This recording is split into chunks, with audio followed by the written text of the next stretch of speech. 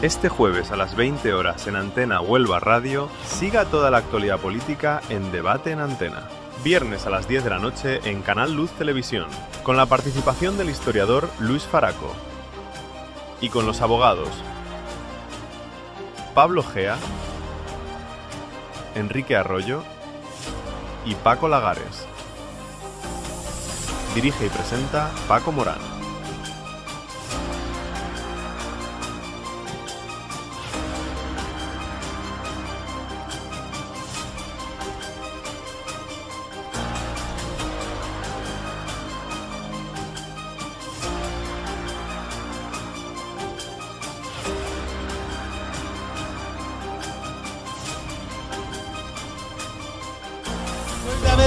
Silencio, por favor. Los españoles.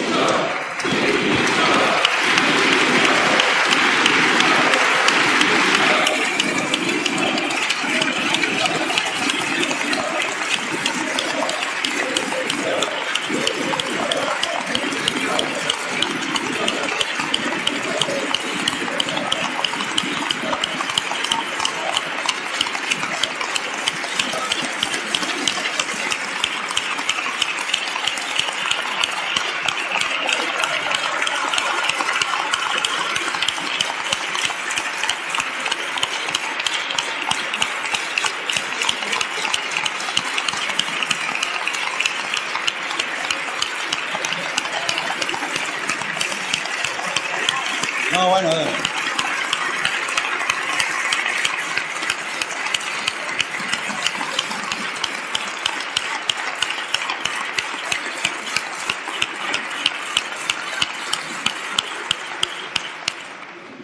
Señorías, por favor. Señorías.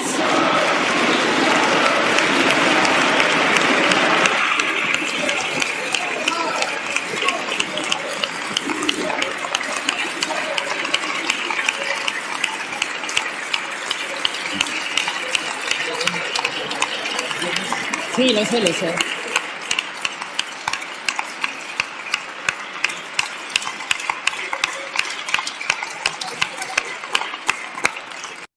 ¿Ustedes les preocupa ver? Bueno, vamos a seguir saludando a Pablo Gea, abogado, muy buenas. ¿Qué hay, Paco? ¿Cómo estás, amigo? Pues nada, aquí dispuesto a dar la batalla cultural, como siempre. Hay que seguir luchando contra el socialcomunismo corrupto, cada uno desde nuestra posición. Totalmente, no nos queda otra. Y teniendo en cuenta cuáles han sido los últimos acontecimientos, pues queda claro que hay razones más que sobradas para hacerlo. A ver, para mí aquí lo importante, más allá del alcance jurídico de todo lo que ha pasado, es el efecto político. Está claro que lo que ha implosionado aquí, lo que ha implosionado es el relato del propio PSOE y el relato del presidente. Porque lo había fiado todo a la carta de la legitimidad de las acciones de estas personas y de una forma o de otra eso se ha reventado completamente. O sea, estamos hablando de que sale un secretario de organización de la cárcel para que entre otro. El fiscal general ha sido condenado. El daño que eso hace a las instituciones. Ahora el PSOE está cada vez más aislado. Nos planteamos antes qué estarían pensando todas esas focas palmeras allí en el Parlamento, ¿no? Aplaudiendo a la foca mayor. Pues pensarían en los muertos, en cómo huele a muerto ahora mismo, cómo las ratas tienen que ir saltando del barco de un Titanic que se está hundiendo. Los únicos que en todo caso pueden acabar tumbando al gobierno son sus socios. Yo he dudoso que el PP vaya a hacer absolutamente nada, vaya a plantear una moción de censura. Tendrá en todo caso el PSOE que arrastrarse aún más ante el PNV y ante Junts para en todo caso salvar lo que quede de la legislatura. ¿Tú el vídeo esto lo habías visto, Pablo? Sí, el vídeo lo había visto por desgracia, en el sentido de la sensación que eso te produce. Pero a mí me gustaría destacar una cosa. El hecho de que un tipo como Ábalos pueda entrar en prisión, el hecho de que un tipo como Cerdán pueda entrar en prisión, quiere decir que el daño que le ha hecho el PSOE a las instituciones, por fortuna, no es completo. Quiero decir que hay margen para la esperanza, hay margen para la reforma, hay margen para cambiar realmente. El hecho de que no se hubiese condenado, de mi punto de vista, al fiscal general, que no hubiera entrado Ábalos en prisión, que no lo hubiera hecho Santos Cerdán, realmente se hubiera acrecentado muchísimo más la sensación de, digamos, desprotección que tienen los ciudadanos respecto a las instituciones. Y creo que es el mayor daño que el PSOE ha podido generar en esta cuestión.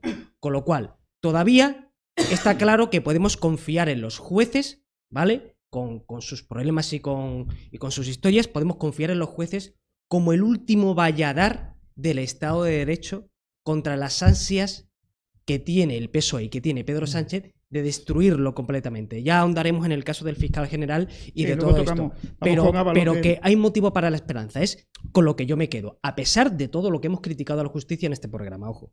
No nos olvidemos que este gobierno no se conduce como un gobierno normal. Es decir, su íter, su camino, está muchas veces más trazado a golpe casuístico, es decir, viendo el termómetro de la calle al que aludía antes, de lo que la gente cree. Y es verdad, ¿no? El argumento de la navaja de Ockham, la explicación más sencilla, suele ser muchas veces la más correcta. Al hilo del tema de la manifestación que tú estabas comentando, que la ha convocado aquí nuestra señora vicepresidenta o vicepresidente, y no ha ido ni Cristo. O sea, es que no ha ido ni Cristo. Viendo el termómetro en la calle está claro que la sociedad de alguna manera ampara o apoya la condena que ha habido al fiscal general. Es decir, que el gobierno va perdiendo el relato. Y eso va a ser muy importante a la hora de medir o de prever las decisiones que va a tomar. Y yo no me cansaré de decirlo, lo he dicho siempre en todas las tertulias que ha salido este tema, lo voy a decir ahora y lo seguiré diciendo hasta que haya elecciones o caiga Pedro Sánchez. Hay que fijarse en el eslabón más débil de la cadena, que son sus socios. Y sus socios tienen una agenda política particular diferente de la del gobierno. Junts y el PNV van a estar muy atentos, lo comentamos ante Paco, en cómo le van a ir las encuestas o cómo le va a ir el apoyo dentro de sus respectivas comunidades autónomas. Junts le tiene un miedo terrible a Alianza Catalana, que puede ser que pase de 2 a 20 representantes en esa Cámara. Y el PNV le tiene un miedo terrible a que Bildu le sorpase. ¿Cuál es el cálculo que van a hacer para medir si le retiran el apoyo o no? No va a ser el tema de la corrupción. Va a ser un cálculo esencialmente político. Esto le da igual a la corrupción. Claro, exactamente igual. Porque si no ya le habrían retirado el apoyo. Es decir, aquí blanquecino no hay nadie y honrado, entre comillas, no hay nadie. Lo que va a pasar es que cuando Junts diga, joder, es que la Alianza Catalana me va a pasar, y el PNV diga, hostia, es que Bildu me va a pasar. Cuando vean que le puede pasar factura el efecto de la corrupción es cuando van a saltar del barco. No antes, porque no son idiotas, saben perfectamente de que en un eventual gobierno de la oposición, ya sea del PP en solitario, bueno, ahí ya veríamos, pero en cualquier caso, si tiene que contar con el apoyo de Vox, no van a poder sacar ningún tipo de concesión política y económica. Entonces, eso lo saben, están atados a Pedro Sánchez. Yo siempre he dicho que esta gente, los nacionalistas, están más atados a Pedro Sánchez que Pedro Sánchez a ellos. Porque Pedro Sánchez puede seguir siendo el director de orquesta. Hablando de Zapatero, es que no me gustaría dejarlo pasar porque es que al final te das cuenta de la desmemoria que hay en este país, ¿no? Y de cómo hemos normalizado cosas que en ningún otro sitio civilizado se hubieran hecho con Zapatero, ¿no? Hace poco acaba de publicar Rosa Díez un libro que lo que hace es que reproduce parte de las actas de la negociación que tiene el Partido Socialista con ETA. Entonces, ahora la gente se lleva la mano en la cabeza con la posibilidad eventual de que haya podido haber una negociación directa, cara a cara entre Pedro Sánchez y Otegi. Es que esto no es más que el último capítulo de una serie de desvergüenzas que ya empezaron durante la época de Zapatero. Dijo César Vidal hace ya un tiempo, creo que con mucho acierto, que no hay mal actual que sufra España que no sea atribuible directa o indirectamente a Zapatero. Y es verdad. O sea, en su momento ya se abrió la veda para legalizar a los partidos herederos de ETA. Ya se abrió la veda para derogar a la doctrina Parot. Ya se abrió la veda para que de Juana Chao viese abiertas las puertas de la cárcel. Lo que ha pasado ahora mismo, el hecho de que haya habido una reunión directa, yo creo que no es tan relevante. O sea, lo relevante es que hayamos normalizado que un presidente del gobierno, un ejecutivo, pueda negociar cara a cara con una banda terrorista, otorgándoles el estatus de interlocutores válidos. Eso es lo grave. Que haya sido en un chamizo, que haya sido cara a cara o por videoconferencia o a través de enviados, a mí personalmente me da igual, no es importante. La cosa es que se haya hecho. Esa es la cuestión. La pregunta es obvia, Paco. O sea, esto es como se dice que no tengo pruebas pero tampoco dudas, ¿no? Entonces, yo vuelvo a lo mismo, es que el hecho de que se haya reunido físicamente o no es tan relevante, sino es lo que se acaba de ver ahora mismo, se haya normalizado una mentira de esa naturaleza y el escándalo mayúsculo y que la gente lo haya normalizado. Eso es lo peor. Bien, si ahora se demostrase que finalmente Pedro se ha reunido con esta gente cara a cara, ¿eso va a cambiar algo?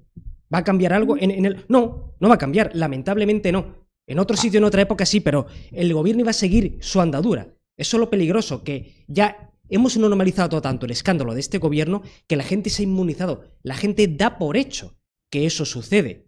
Y eso es lo grave. Ese es el daño realmente que ha ocasionado el PSOE. Que hayan narcotizado a la población hasta tal punto que cosas que serían intolerables. Los hooligans del PSOE, ¿cómo se tragan esto? Habría que preguntarle a un psiquiatra cómo aún así todavía el PSOE tiene en torno a los 5 millones de votantes comiéndose todo lo que se está comiendo. ¿Eso por qué? Porque hay mucho estómago agresivo, quiere decir. Y eso también le sucede al PP, es una cuestión estructural. Son dos grandes partidos que tienen una implantación social enorme y tienen muchísimo voto fiel que le va a votar haga lo que haga. Es decir, el PP tiene una serie de votantes que aunque tire una bomba nuclear, le van a seguir votando. No, pues se quedaron en 85, y lo con mismo... Casado, en 85 diputados. Sí, pero, Casado. pero aún así no les superó Ciudadanos. Y el PSOE también los tiene, nos guste o no, pero los tiene. Entonces, eso está claro que es así. Es una realidad que es muy difícil que un partido de fuera pueda quebrar.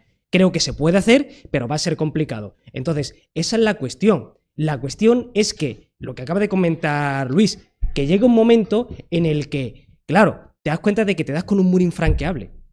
O sea, ¿cómo vas a quebrar esa mayoría de votantes que el PSOE puede llegar a conseguir y a movilizar? Nos podrá gustar el PSOE más o menos, pero para mí es el partido político mejor organizado de España. Es el partido del sistema español. Tiene una capacidad de movilización que no tiene ningún otro partido y por eso es temible y por eso es peligroso. Por eso a mí me gusta poner el foco cuando hablamos de la corrupción del PSOE y de Pedro Sánchez, que no individualicemos el tema en Pedro, o en Ábalos, o en la mujer. Es el PSOE en sí. Lleva esto en el ADN. Lo que ha hecho Pedro Sánchez es la continuación de la política iniciada por Zapatero, y Zapatero hunde su base en lo que hizo Felipe González. Esto es así. Si queremos erradicar el mal hay que erradicarlo como un tumor desde la base. Si no, cuando vuelva a ganar el PSOE, ¿volverá a suceder lo mismo? ¿Algo parecido? Esa es la cuestión. Bueno, por aquí, si queréis decir algo, si no... ¿Tendría que desaparecer el PSOE? Yo creo que sí. O sea, no el espacio político, pero creo que sería sano que el PSOE desapareciese. Con lo del tema de la responsabilidad de Sánchez, yo siempre insisto en lo mismo. Es que, vamos a ver, cuando salieron los WhatsApp iniciales, una de las cosas que quedó claro es el estrecho control que Pedro Sánchez tiene sobre su gente. Es decir, no es un tío que controle por encima, que delegue, ¿no? Te delego, tú ya haces, garantízame esto. Él no es así. Él gestiona todo y controla todo. A ese lambán me lo anula. Exactamente. Es decir, un tío que gobierna así, que funciona así, yo no me trago, salvo que los tribunales demuestren otra cosa, yo no me trago que no supiera nada. No, porque lo tenemos ahí. Ahora sí, dijéramos que estamos en presencia de un gobernante en ese sentido indolente, ¿no? Como algún que otro monarca español, un tío que no controla, que bueno, que por encima tal y cual, dejo lo que me digan mis consejeros y ya está, me lo creería. Digo, este tío es tonto, y como es tonto era lógico que no supiera nada. Pero Sánchez será lo que sea, pero tonto no es, y descuidado tampoco creo que sea. Entonces yo creo que... Confiado tampoco. Y confiado tampoco. Yo creo, mira, y aquí Luis... Solo porque me parece súper interesante, porque hilando así de finos cómo llegamos a la verdad. Lo que tú acabas de comentar de lo de la familia, los partidos son así, funcionan todos los partidos políticos. Lo que pasó con Ayuso, el hermano, tal y cual, también, ¿no? Como decía Sun Tzu, el adversario está enfrente, el enemigo está en mi propia trinchera. Es así.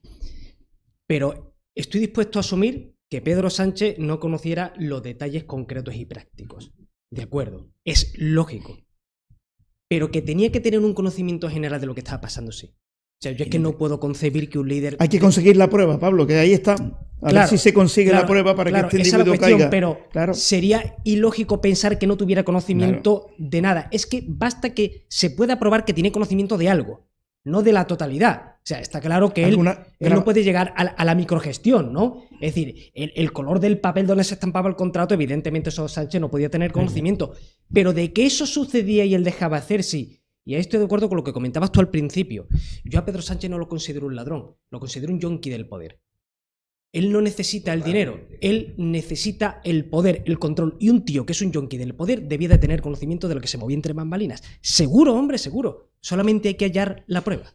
Bueno, vamos con... De Villarejo, lo único que tengo que decir, a ver, que este hombre es cloaca. Este hombre es cañería del Estado y está claro que lo que él diga, ¿vale? Hay que tomarlo con la cautela debida, independientemente de que satisfaga las pulsiones que uno tenga, ¿no?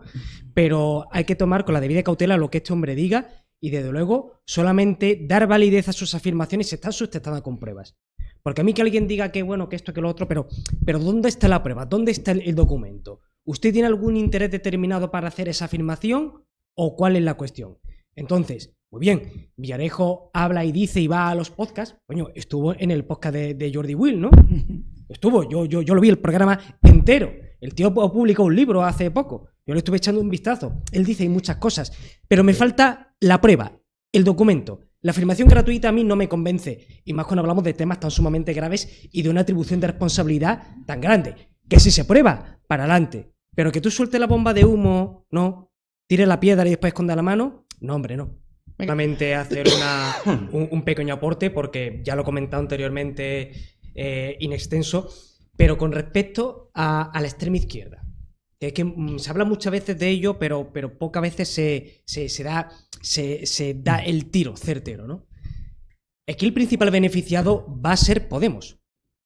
O sea, va a ser el único partido del arco de la investidura, por así decir, que obtenga cierto rédito electoral. ¿A qué me refiero? Porque como Yolanda Díaz ha atado su destino y el de su formación, por llamarlo de alguna forma, porque ni es formación ni es nada, es una marca, Un baturrillo de partido. sí, un batiburrillo, una sopa de letras pegado a la aureola de un líder, que ni siquiera es líder porque no acaudilla ninguna masas, que es Yolanda Díaz. Yolanda Díaz, furriel de Pedro Sánchez, sabe que su futuro político está atado a él. Entonces Podemos, que tampoco había que ser un genio para hacer ese cálculo político, ha hecho todo lo posible por marcar un perfil diferente del gobierno. Él ha hecho una labor de pseudo-oposición más o menos residual al gobierno. Entonces, ¿qué es lo que espera Podemos? Recuperar parte de ese espectro electoral. Y si Sumar se va al diablo e Izquierda Unida con ella, pues entonces yo ahí puedo sacar algo más. Y ahí va a estar la cuestión. No creo que vaya a sacar mucho, pero me parece el único partido de ese arco que va a poder obtener al menos, aunque sea unas migajas.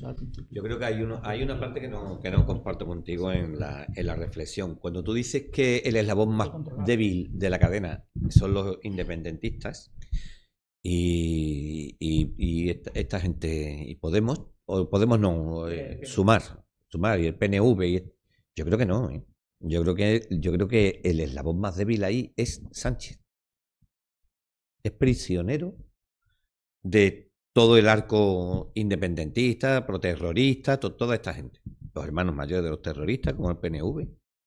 Es como yo lo veo. Yo no lo veo que sea ellos la parte débil. Están sacando todo el rédito que pueden. Lo están sacando por activa y por pasiva. Han sacado lo más grande.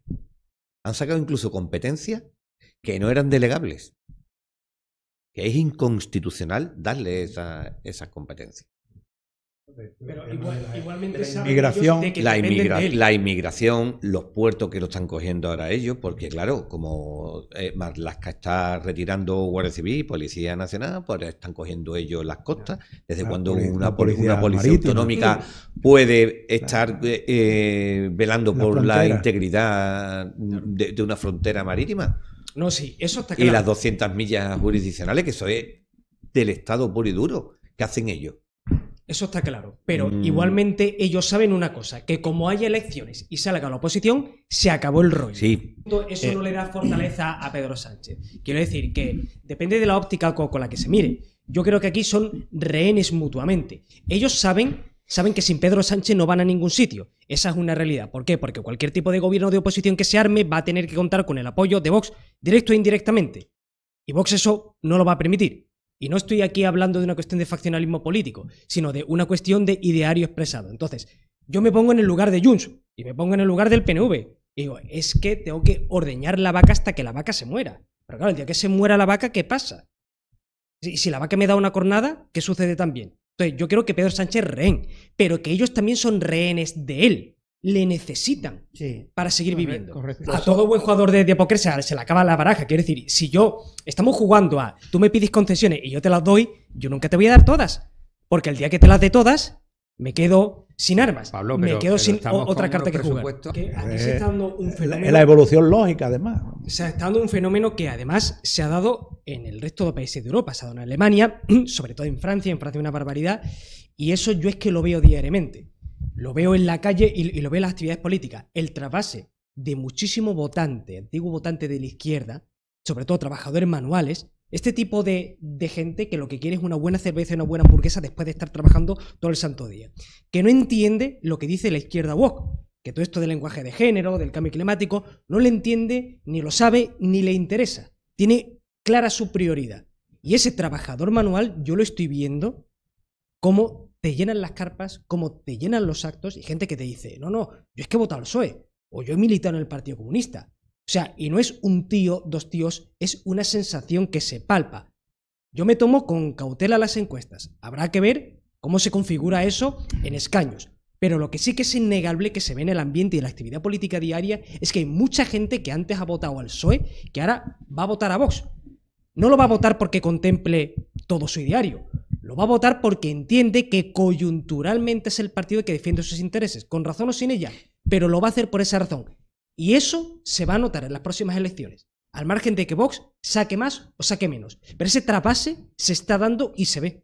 Bueno. Gana quien actúa con mala fe y todo esto pues al final genera un efecto llamada entre los delincuentes. He ido a infinidad de desalojos y les doy mi palabra que nunca hemos ido a una casa que esté ocupada por personas vulnerables. Casi todos son chorizos, son jetas, son multireincidentes. ¿Por qué una persona propietaria de un piso se tiene que hacer cargo de algo que se tiene que hacer cargo realmente son las instituciones públicas? Usted, primero que le diga, ha hecho una afirmación que de alguna forma llega a la confianza de que hay una desconfianza en el sistema, ¿no? Claro, no puede ser que una persona, un funcionario público, representante de un cuerpo de seguridad del Estado, haga este tipo de afirmaciones, este tipo de aseveraciones. Es inadecuado, inapropiado y no sé si es susceptible de algún tipo de sanción. Yo creo que ustedes tienen que ser conscientes de que si realmente quieren tener este reconocimiento social y tienen que tener este complemento de riesgo profesional, se lo deben de merecer y ganar en cada momento, en cada actuación, no por mis galones, perdón por la expresión. Yo tengo libertad de expresión, soy una representante sindical, sentamos a más de 24.000 policías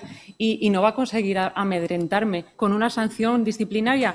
Mire, prefiero ser una persona a la que se le sanciona que no tener ni idea de lo que pasa en las calles, que somos profesión de riesgo, que no. Este cuerpo, el año pasado solamente recibimos 17.000 agresiones, policías nacionales y guardias civiles. Claro que somos profesión de riesgo. Le doy la palabra. Sí, muy rápido. A mí una cosa, y esto lo tengo que decir porque aparte a mí me afecta directamente. Representantes políticos como este que hemos visto, habría que decirle, désete una vuelta por la calle y entienda por qué les están dejando de votar.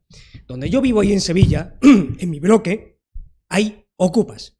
No hay uno, hay varios. Y en el bloque de al lado también, y en el otro también. La gente, ante este tipo de situaciones, tiene una sensación de desprotección de las instituciones y de sus gobernantes enormes. Porque ese tipo de ocupas, como bien ha dicho esta señora, no son gente vulnerable, son gente que tiene enganchada la luz. Son gente que genera actividades y actitudes insalubres. Son gente que se pasa dando por saco hasta las 4 o 5 de la mañana cuando tú tienes que levantar a las 6. Y eso aguantarlo y día, y en tu casa. Tú dices, yo me voy a inflar de currar para pagar la luz y el alquiler, voy a cambiar la cerradura y ahora que mi casero me eche de ahí, ¿no? Al final se te quitan las ganas. Y quien dice esto dice otras cosas. Y esta gente, esos trabajadores honrados que sí pagan el alquiler, que no roban, que no tienen actividad de carácter insalubre, dicen, yo voy a seguir votando a los partidos políticos que están amparando ese comportamiento o como mínimo no toman ningún tipo de medida. Por eso digo, que coja a este tío y vaya allí donde yo vivo o donde vive otra gente y diga que esa gente son vulnerables y que la policía realmente tiene miedo para sacarlo de ahí. Porque tú llamas a la policía y la policía muchas veces no puede hacer absolutamente nada. Y el vecino que está ahí no entiende de leyes ni tiene por qué entender, pero dice, el Estado no me protege. ¿A quién voy a votar? ¿A quién voy a apoyar? A quien me va a garantizar al menos una promesa de protección. Creo que ya está prácticamente todo dicho, cualquier cosa que digamos más es redundante, pero bueno, que en cualquier caso, ejemplos como lo que acabamos de ver, creo que es una muestra palmaria de la decadencia al que ha llegado el medio público. Porque, a ver, tú como periodista tú puedes tener la opinión política que quieras, hasta ahí podríamos llegar, pero hasta el punto de que tú retuerzas los hechos de tal manera que conviertas lo que tiene que ser un medio serio en un altavoz de propaganda, y aparte sin ningún tipo de reparo, ningún tipo, sino, como quien dice, a pelo. Ahí lo tenemos. Evidentemente la pregunta ha sido trampa, pero la reacción de Incho Urrondo es clara y palmaria. Ahora, yo me pregunto, como bien acaba de decir Enrique, si cuando lleve allí algún diputado o alto cargo del PSOE, le va a preguntar si confía en el buen saber hacer y entender del Tribunal Constitucional cuando todo esto se eleve a su consideración. No lo hará. Sánchez va a tener capacidad, ahí has dado tú en el clavo, Sánchez va a tener capacidad para hacer un Susana Díaz, es decir, pierdo la presidencia, estoy en la oposición, sigo en el Congreso, sigo estando aforado. No, A efecto político. Es decir, si este hombre pierde la presidencia, es derrotado de manera catastrófica en las urnas, eso va a suponer un cisma en el PSOE que lo va a sacar fuera de la política activa hasta el punto de que él no esté en el Congreso, o va a permanecer en el Congreso aún estando en la oposición con tal de que no lo lleven a Chirona.